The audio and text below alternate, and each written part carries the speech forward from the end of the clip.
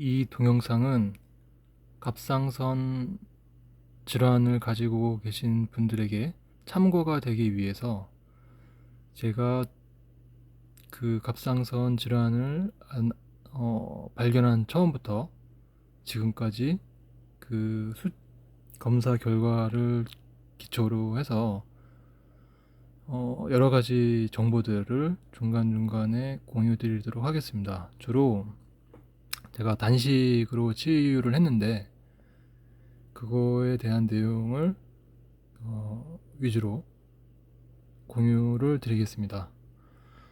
참고로 잘 아시겠지만 단식이나 이런 건 그 대체의학 쪽이기 때문에 물론 그 책에는 굉장히 안전하다고 돼 있지만 그 소수의 사람에게는 좀 문제가 있는 경우도 있다고 하니까 이 책이죠.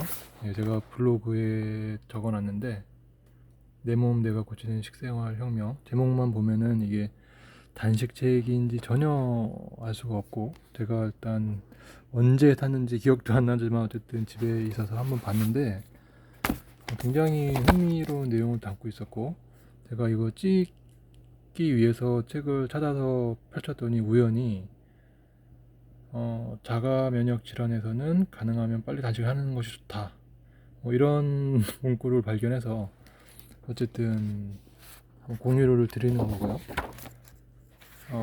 어쨌든 이 책은 한번 정말 보시면 제가 단식을 2번 했는데 그 중간에 나오는 그런 내용들이 굉장히 싱크로율이 높고 한 번쯤 검토를 하는 것도 좋은 대안 중에 하나라고 생각이 돼서 이렇게 동영상을 찍게 되었습니다. 저는 사실 그 갑상선 수치는 이렇게 중요한 건지는 몰랐고, 사실.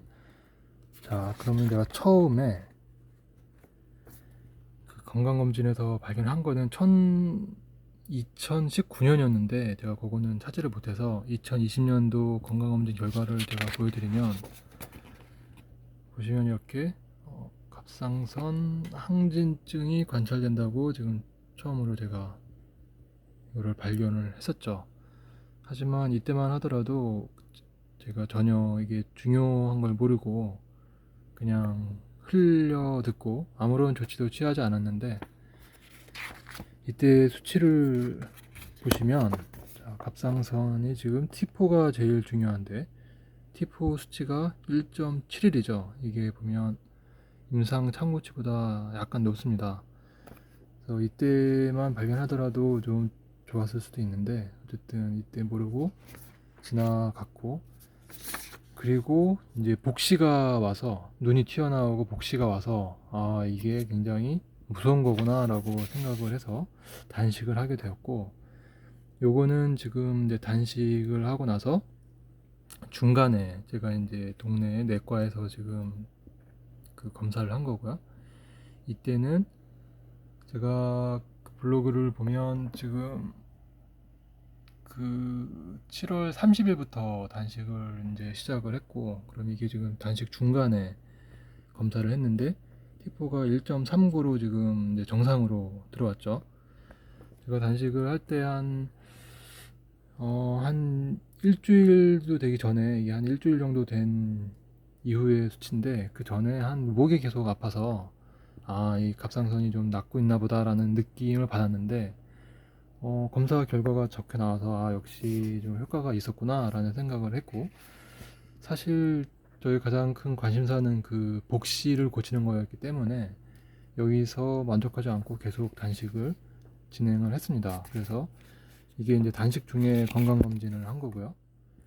이제 8월 13일 날 이제 건강검진 한 내용이고, 보시면 이제 그 암병증 때문에 그 안압 수치가 올라가 있다고 나오고, 그 다음에 이제 보시면 단식을 했기 때문에 확실히 몸이 정상이 아니기 때문에, 보시면 내용이 굉장히 많죠.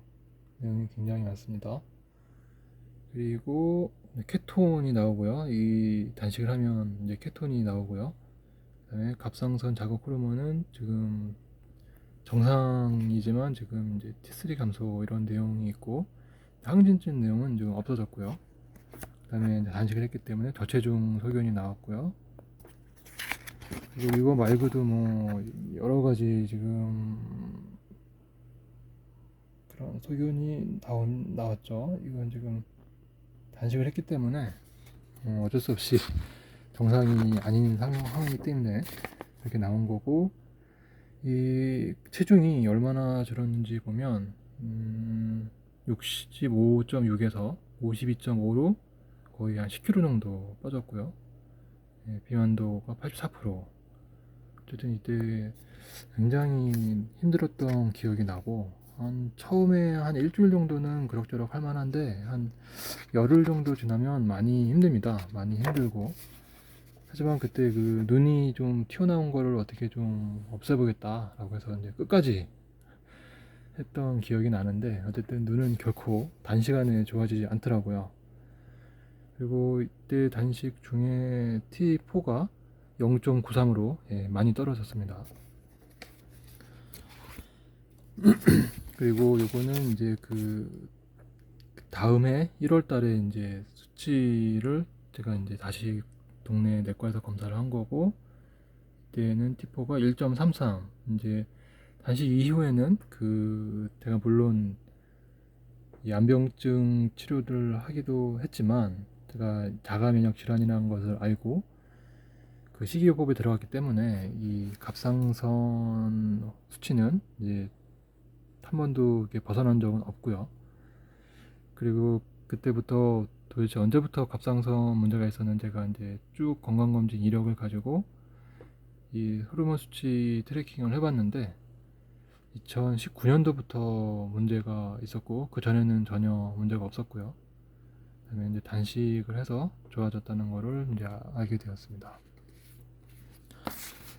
2022년도에는 그 건강검진을 해서 단식 끝나고는 굉장히 이제 길었지만, 이제 단식 이후 다음에는 이제 소견이 확실히 이제 줄었고요.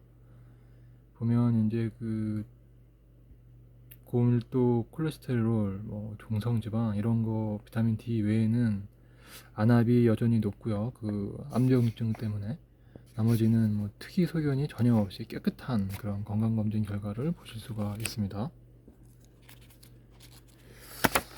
그리고 이때 수치는, 여기는 이제 인하대병원인데 그 T4는 안 나오고 그 TSH만 나오는데, 이것도 이제 정상 소견이고요.